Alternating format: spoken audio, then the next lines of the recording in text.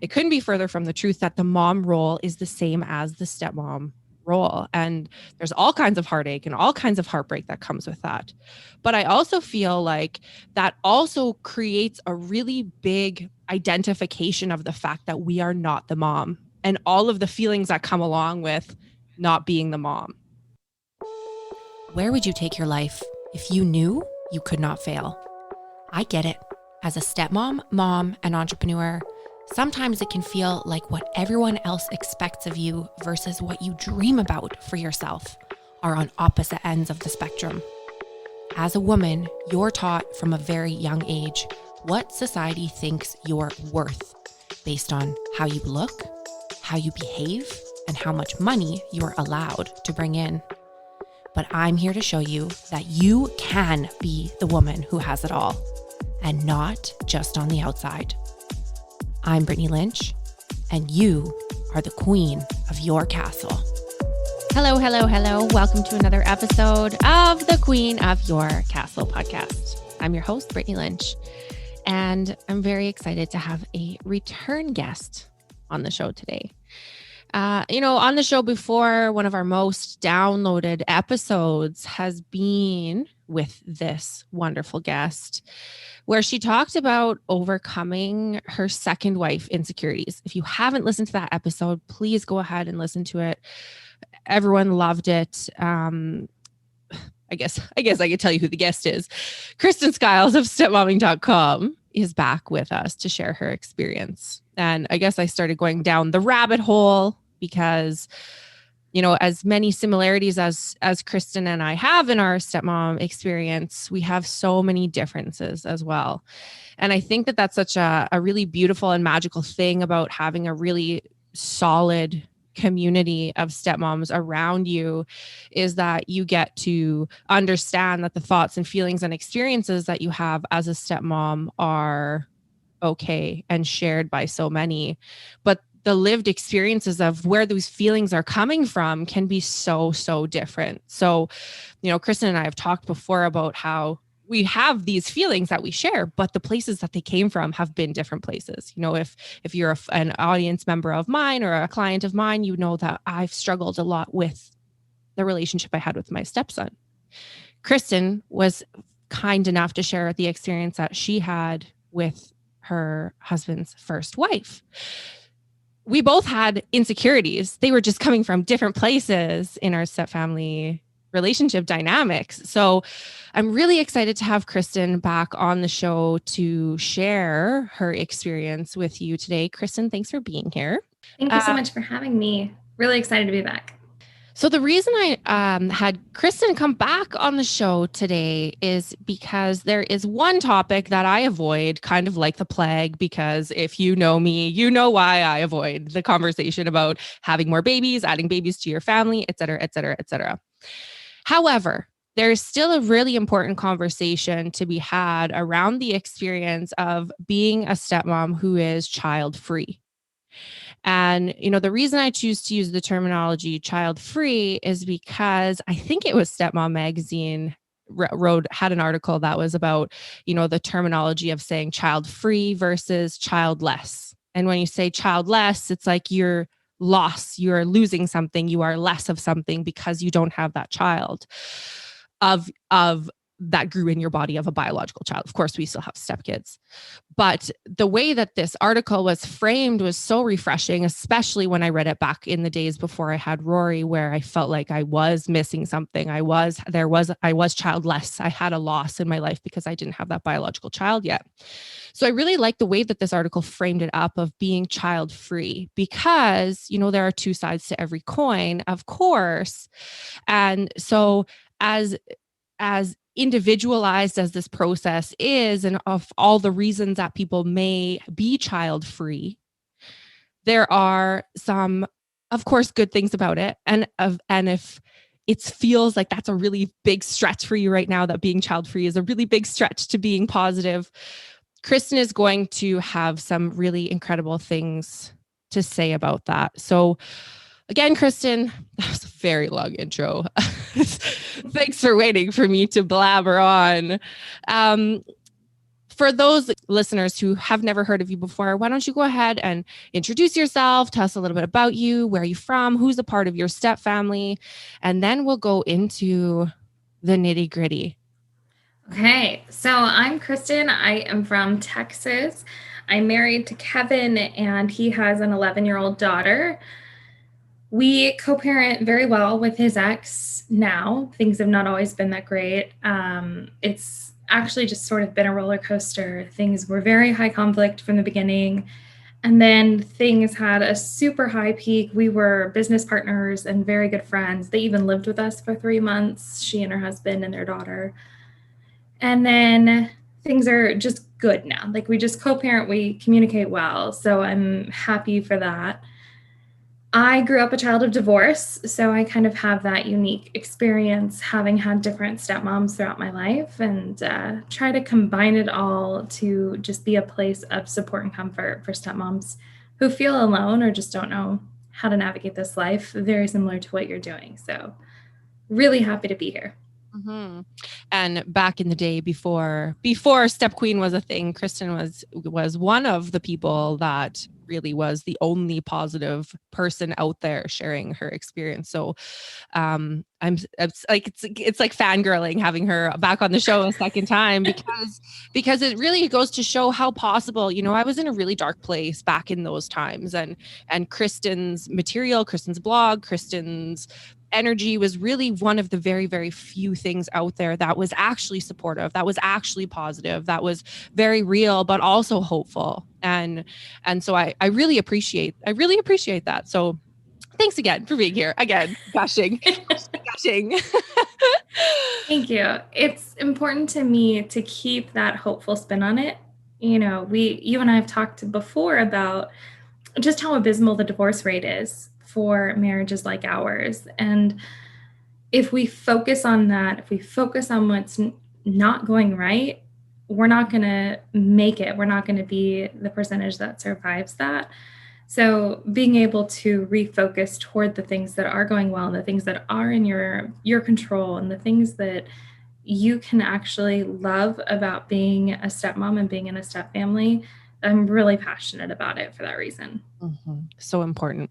I'm actually just finishing up a series on this podcast about common beliefs that stepmoms have that really hold them back from having a happily ever after life, right? Like, what are the things that are getting in the way? And underneath all of the themes of all of that is really a focus on the things that we don't have. Right. And if we, and it sounds, it sounds way easier than it is, of course, to focus on the things that we do have and focus on the positive. Right. And it's not all about that. It sounds easy in theory, but you and I both know that it's a little bit different than that. But speaking of focusing on the things that we don't have, let's get into the juice here. Let's get into this conversation about, like I said, childless, child-free.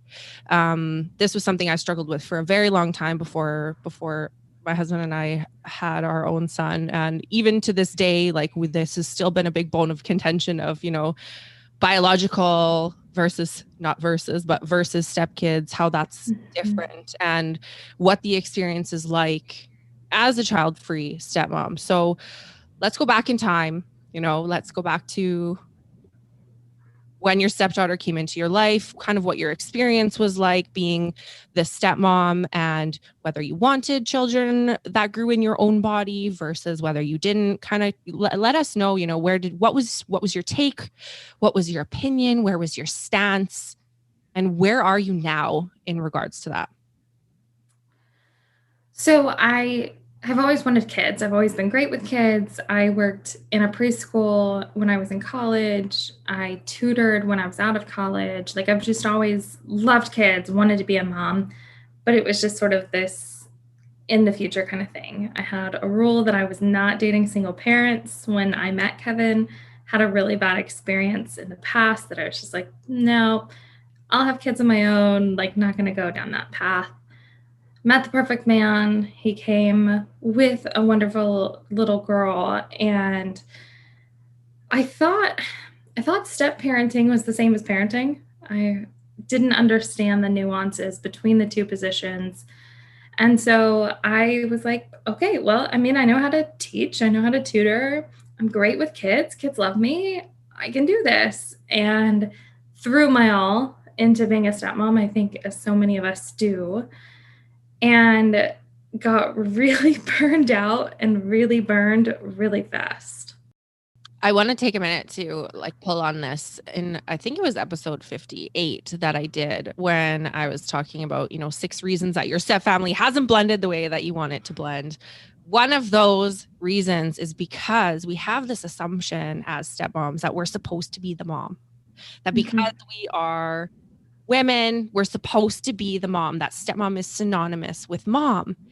And it's not. And I loved the metaphor, the analogy that you used of how, you cut out the picture of Kevin, your husband, and your stepdaughter, and you cut out the photo or where the ex-wife used to sit, and you paste yourself in there as if you thought that the right thing to do was just insert yourself in that spot, insert yourself right back in that position.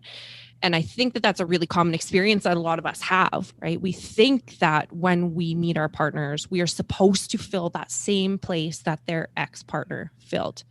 And it couldn't be further from the truth. It couldn't be further from the truth that the mom role is the same as the stepmom role. And there's all kinds of heartache and all kinds of heartbreak that comes with that. But I also feel like that also creates a really big identification of the fact that we are not the mom and all of the feelings that come along with not being the mom. Yeah, there's a lot of freedom in it.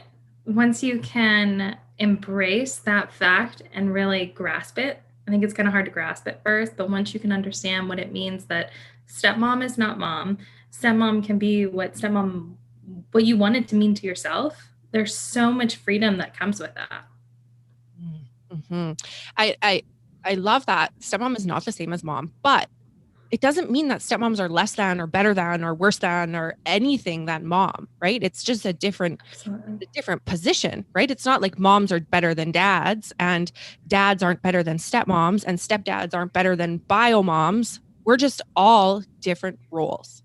Right. I know one of the things that you talk about a lot, Kristen, is specifically about defining the role that stepmoms have. Can you explain what that means to you and how you support your audience, your clients in figuring out what that means to them? Yeah, of course. So to me, defining my role is engaging in the ways that I want to, engaging in the ways that feel right, and the ways that I can give graciously to my stepdaughter and my husband. And then stepping back from the things that are draining me, the things that cause me more stress or maybe even resentment. I step away from those things so I can preserve my peace of mind and, more importantly, preserve my relationship with my husband, because he's the reason I'm a stepmom. If I give in ways that drain my energy or cause me to feel frustrated or angry or resentful or any other negative emotion, I'm not doing what I need to be doing, which is protecting my family and protecting my place in this family. So one of the ways that I show up and that I define my role, a key part of that is loving Kevin well. That's a main part of my role. Sometimes when we go to define our stepmom role, we think specifically our relationship with the kids, but I have to have that as part of my definition because that's a role that, like, my relationship with my stepdaughter is totally dependent on my marriage to my husband. So I have to have loving him well as part of that definition. And then for me, the ways that I want to show up are probably different than the ways that a lot of other stepmoms want to show up. I believe firmly that no two stepfamilies are alike. And so it's always just dependent on your strengths and your relationships and how well you've bonded. And I think that there is so much freedom in realizing you don't have to fit into this box. Yeah, I love it. I'm just taking a second to process because it's so, I feel like one of your clients, like, this is so good. This is such good stuff. It's amazing. The word that you keep saying that keeps popping up for me is freedom, which is funny because freedom is my highest value. Freedom is the thing that I work from. Freedom is the thing that I base my life around, is freedom. I don't do anything in my life that doesn't create freedom or isn't in some way intended to create more freedom in my life. And it's interesting to me, isn't it, that when you define something, it creates more freedom. When you create more structure, it creates more freedom. Where you think that it's boxing you in, that you think that defining myself as a stepmom is going to box me in, it doesn't, right? You think that defining and delineating and organizing are boxing, but they're not. They create so much freedom. And that is such a great place to be living from and working from, is this place of freedom. Yeah. And if I can just deviate for like a second, you're talking about your highest value. Often whenever we come into the stepmom role, the role that we think that we should fill is opposed to our values. And that's what creates a lot of that conflict within ourselves. So when you can create this role that is aligned with your values, it's a whole new world. I don't disagree. We do have a whole chapter in the stepmom story, actually, that is intended to help people pull out their values, because you're so right. We don't, we think we know what our values are. We say, this doesn't align with my values, but how often or how common is it that people have actually ever sat down and sifted through and identified what those values are and realized, holy crap, I'm super out of alignment with my values. No wonder this feels so terrible. Right. Yeah. So, we kind of went off on a tangent, but kind of not. I want to circle back to the point you made about freedom when you are a child-free stepmom. Can you talk more about what that means to you, having freedom, not being your stepdaughter's biological mom and being a child-free stepmom? How does that freedom show up in your life? How does that benefit your life? How does that enhance your life?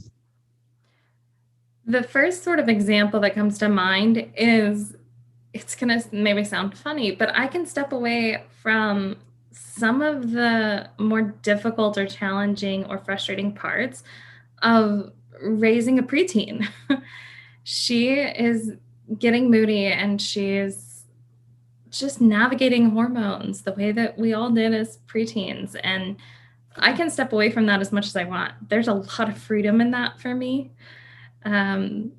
Freedom with her means showing up in the ways that just click.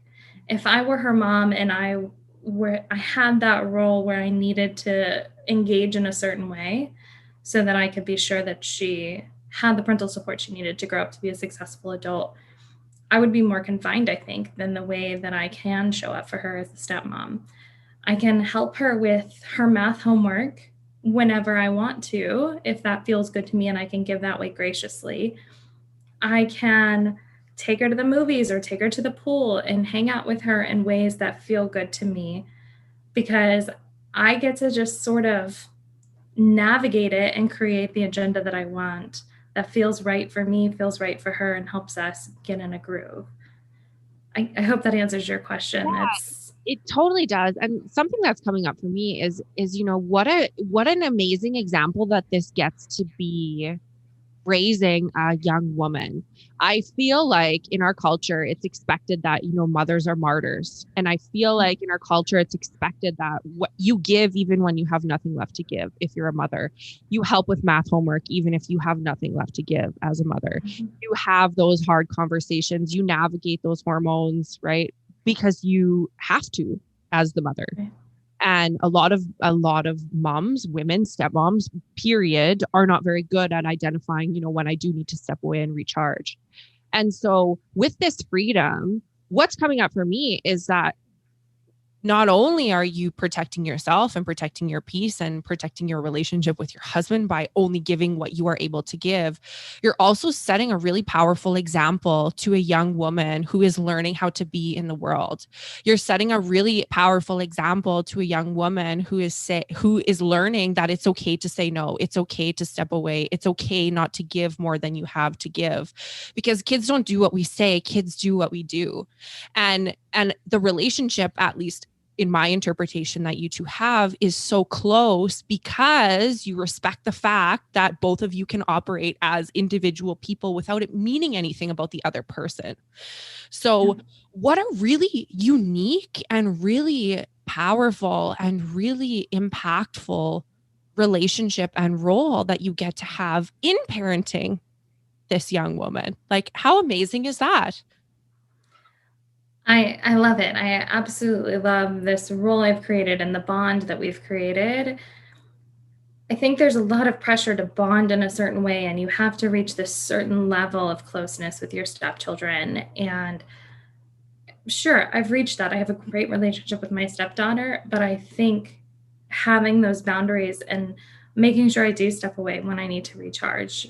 So, for example, height of COVID last summer, I told Kevin, I can't be involved with schoolwork. If you make the decision that she'll be a virtual learner this year, I fully support you in that decision, but I can't own the schoolwork. I can't be the teacher. And so I stepped away from that completely until I felt like I could re-engage. This summer, I'm helping her get caught up on some schoolwork that she's just fallen a little bit behind. And I'm happy to engage in that way. I can give graciously. And it's important to me that I can differentiate in that way and be boundaried and just sort of unapologetic about it, of I can't engage in that way.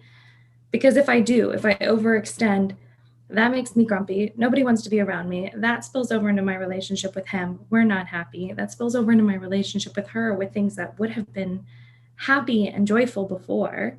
So just recognizing that sort of trickle effect, if I don't set my boundaries and enforce them, it's not worth it. And I feel like this is kind of the antidote to this really, really, really, really common, I don't want to say complaint, common confusion that stepmoms have, where I hear it all the time. Like, I do all of the parenting things without getting the same respect as a parent. I do all of the mom things without having the same rights as the mom. And I'm not invalidating that at all. That's a devastating place to be, right? That's a devastating place to work from. But I love what you keep saying about giving graciously, because when we are acting in the form of the biological mother with the expectation that we get these things back, we're setting ourselves up for heartbreak. Right. So, how did you get to a place where you felt comfortable setting these boundaries and saying no when you needed to say no, and saying, because I feel, I don't even need to feel, there were many women inside of my group who were really struggling with virtual learning, but who were having a really hard time putting that boundary up to and saying to their spouses, I can't, right? There's a big fear there of saying, I can't help you with your child to our spouses, right? There's a lot of expectations wrapped up in that. I'm going to go ahead and make the assumption and say that getting to the place where you can tell your spouse, I'm not helping with virtual learning, is an intermediate to advanced level of stepmomming, because I had to go through some stuff to be able to feel safe enough to do that. So the inevitable next question is, how did you become confident enough to feel safe in setting a really probably uncomfortable boundary? I think I hit stepmom rock bottom. I have never learned how to set boundaries. In fact, I remember talking to some of my stepmom friends early on, and they would say, set boundaries. And especially whenever Kevin's ex lived with us, they would say, set boundaries, set boundaries. That's the only way you're going to be able to protect yourself. And I could look up the word boundaries in the dictionary, but I still didn't understand. What does that mean? Can you give me an example of a boundary? I was a martyr, like through and through. I was completely burned out, trying to be everything to everyone in the step family, trying to live up to everyone's expectations. And I was failing every single day. I was failing myself. I was failing my partner. I was failing my stepdaughter. It was not a good situation. And I questioned if I could go on. I mean, we had been married less than a year, and it was like, is this going to work? Are we going to work? Can I do this for the rest of my life? And so I buckled down. I learned what boundaries are and just baby steps forward. I started with smaller and easier ones and then worked my way up. And the more of those wins I got with that little boundary, and then I saw what a difference it made in my life, I could do another boundary and I could do another one and really get very protective of what I needed and what was going to protect my peace and then protect my relationships. And that was so rewarding. I could keep going. My partner is the most patient, understanding person on the planet and was with me from day one on that journey. Like I said earlier, I'm grumpy if I give when I don't have anything to give. So I think he enjoyed the payoff of that as well. I could not have done it without his support. That would have, I could have, it just would have been a much rockier path for us. But it has been a journey without a doubt. 4 years ago, I would not have been able to set the boundary of, I'm not going to do virtual learning. I would have sacrificed my job. I would have sacrificed my mental health to take on that role. Which stepmoms are doing every single day and have been doing throughout COVID. And it's been exhausting. And we feel you, stepmoms. If this is resonating with you, we feel you. But there is hope. Yeah. There is hope. Can you give us like a little teeny tiny example of like a really super easy boundary that you kind of started off setting for someone who's like never set a boundary? You know what? There is an entire anatomy of a boundary. There's a big thing we're not going to get into here about what boundaries actually are, but what is it? Super accessible, super simple. I'm a shit boundary setter. I've never learned what they are. I don't know what the anatomy is. I'm going to practice this. What's something really easy? So I have a couple that come to mind, and then I have one that I really want every stepmom to set. So I'm trying to figure out the easiest one. The easiest one, let's pick one thing. Just pick one thing that robs you of your peace. That might be pick up, drop off. That might be bedtime. That might be bath time. That might be picking up from school or doing homework. Pick the one thing that feels like it drains you. You are dreading it every single day, and step away from it. Hey, babe, I'm going to let you handle pickup today because I am going to focus on this, and I'm so excited to see you when you get back. It can be that simple. Not, I'm sorry. I love how. Don't say you're sorry. I'm so excited to see you when you get back. See how she swapped that out for an I'm sorry, where an I'm sorry would have gone. Okay. I want to draw attention to that. That's important. Yeah. Because you're not sorry about it. It's what's best for everyone. And I have been somebody who has apologized my entire life for things that are my fault, for things that aren't my fault, for things I'm not sorry for. And so learning how to make that shift was difficult for me at first, but it's important. And you devalue your actual apologies when you apologize for things you're not sorry for. So I had to learn how to do that right. Mm-hmm, absolutely. But the beautiful thing about all of this is that these are all skills. This isn't something that Kristen and I were born with, is being good boundary setters. These were skills that we developed. And the way that we developed them was by practicing. We weren't born with like perfect boundary setting, whatever. No. We practiced, we fell down, we failed, we effed it up. We tried again. We stood up and tried again. And now we can set really hard boundaries that make other stepmoms want to freak out. You know, the boundary, what's coming up for me right now is the boundaries post that I shared that got a lot of heat, right? Made a lot of people uncomfortable. So if you don't know what I'm talking about, I shared a boundaries post a few months ago that kind of went a little bit nuts. And some of the boundaries examples that I gave made a lot of people really, really uncomfortable. And that's okay. You know, I wouldn't have been able to release that post unless I was good at boundaries. Right. So, I'm not making it personal or not making it about me or anything, but I am inviting you to, read over some of those boundaries. And if they are making you uncomfortable, get curious about why, right? Not because it's right or wrong, and not because boundaries are blankets, and not because the same boundaries work for everybody else, But there are examples in there that probably will make people uncomfortable because they're hard to set, because we worry about what it's going to do.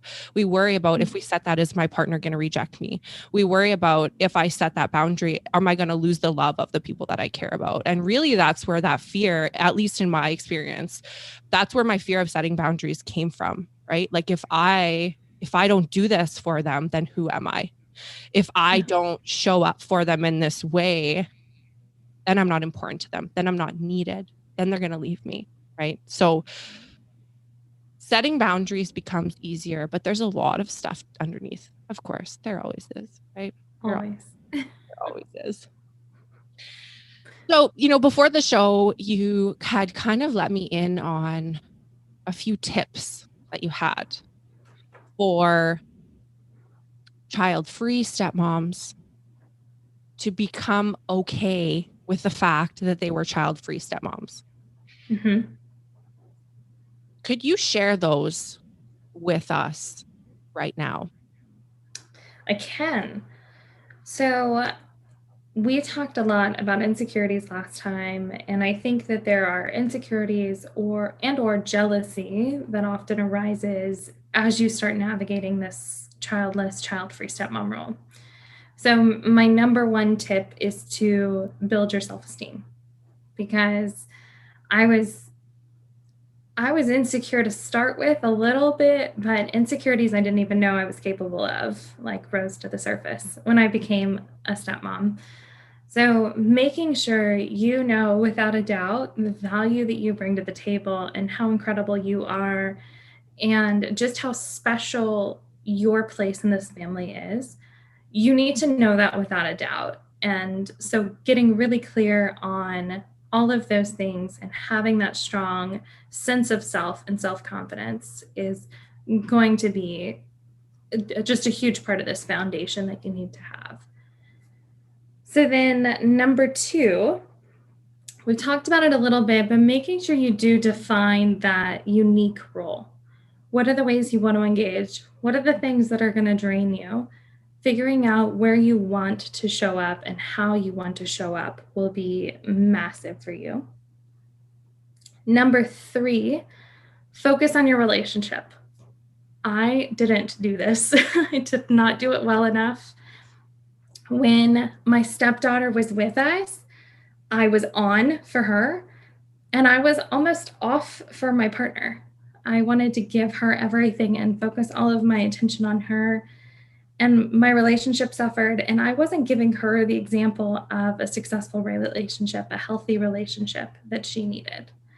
So definitely make sure you are not prioritizing anything over that. And like I had already said earlier, I think it bears repeating, that's a relationship that is dependent on your relationship surviving. So prioritize that. It's the most important of everything else. And then my 4th tip, do more of what makes you you. Don't let stepmom become all that you are. Stepmomming needs to be what you do. It can become part of your role, part of your identity, but don't let that take over. If you enjoy playing tennis, make sure you're still playing tennis. If you want to go out for a girls' night, make sure you're doing that. Don't let those things slip by, because it can be so easy to fall into an identity crisis because you've recognized that stepmom has become all that you are. Those are my big 4.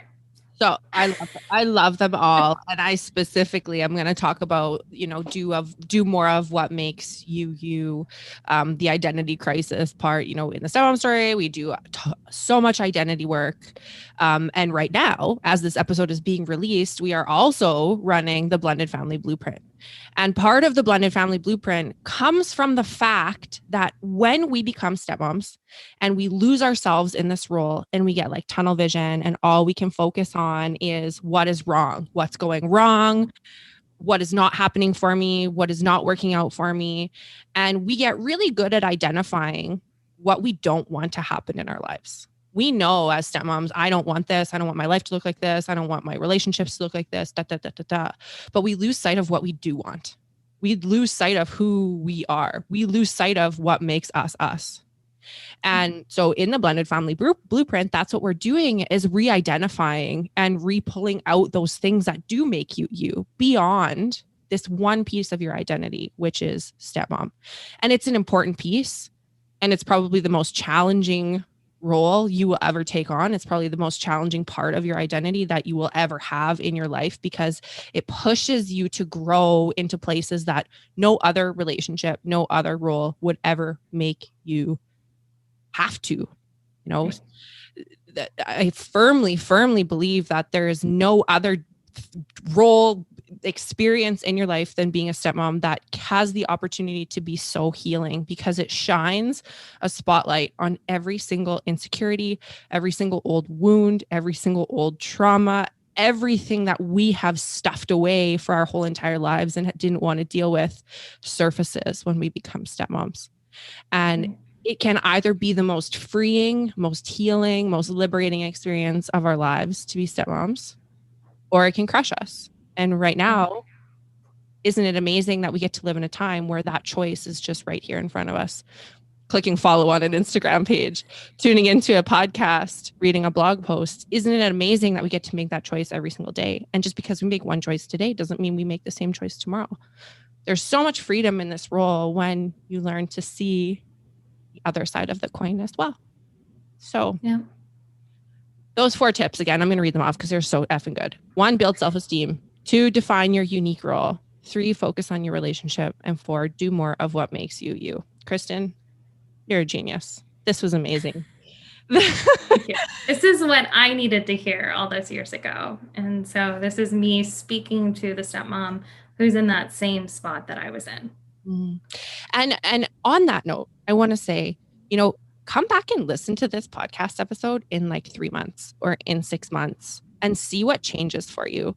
Because something I've noticed is that we're only going to hear what we're ready to hear. We're only going to experience what we're ready to experience. And so there might be something in your stepfamily that's like a big issue for you right now. And that's all that your kind of subconscious mind is filtering out and allowing you to hear. So come back and revisit this in a little while and see what's changed for you in your life and see what you get out of it next time. It won't be the same. I promise you that. Thank you so much, Kristen, for being here. If our listeners want to connect with you, get to know you better, stalk you on social, how can they find you? Yeah, thank you. And thank you for having me. So you can find me at stepmomming.com, at stepmomming on Instagram or on Facebook. We've also got a private Facebook community called Stepmomming Ain't Easy. So you can always join us there as well. Thank you so much. We'll make sure to link those up in the show notes. And I'm sure we'll have Kristen back on the pod again in the future. Thank you so much for being here, Kristen. We really, really appreciate it. Thanks. Bye, y'all. I wanted to let you know about a special online mini training that I'm offering for free for a limited time. It's called Peace, Love, Stepmom. And not to toot my own horn, but beep, beep, it's pretty freaking awesome. Peace, Love, Stepmom will give you the exact steps to take in order to create more harmony in your stepfamily without feeling like you have to walk on eggshells or bite your tongue or ignore your own needs just to keep the peace. Because if you are listening to this, then chances are pretty good that you know there's a big difference between not fighting and actually feeling peaceful. To enroll in Peace, Love, Stepmom and get immediate access to this incredible online course, head to peacelovestepmom.com and sign up. It's totally free. You don't want to miss it. So go to peacelovestepmom.com to enroll and get immediate access. I hope this episode got your wheels turning and showed you just how powerful you are. I would invite you to take 30 seconds and tap subscribe to this podcast. When you subscribe to the podcast, then rest assured you will never miss an episode. And in no time, spinning your wheels will be a thing of the past. Thank you for listening and subscribing. And if you enjoyed this episode, it would mean the absolute world to me if after you subscribed, you jumped on over and left me a 5-star review, and better yet, a written review. I am on a mission to let every mom and stepmom know that you can create the life of your dreams. And I need your help to change the world. The world needs us. Thank you so much for subscribing and leaving me a 5-star review. I will see you next week.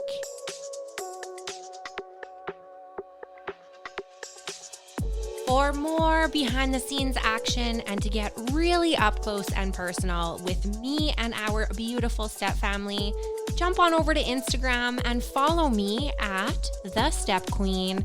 Don't be shy, send me a DM, tag me in your posts, tag me in your stories, let me know what you're up to and what about the podcast has been blowing your mind. I cannot wait to get to know you better, and Instagram is my jam. I love you so much. I love you so much. Make it rain, girlfriend.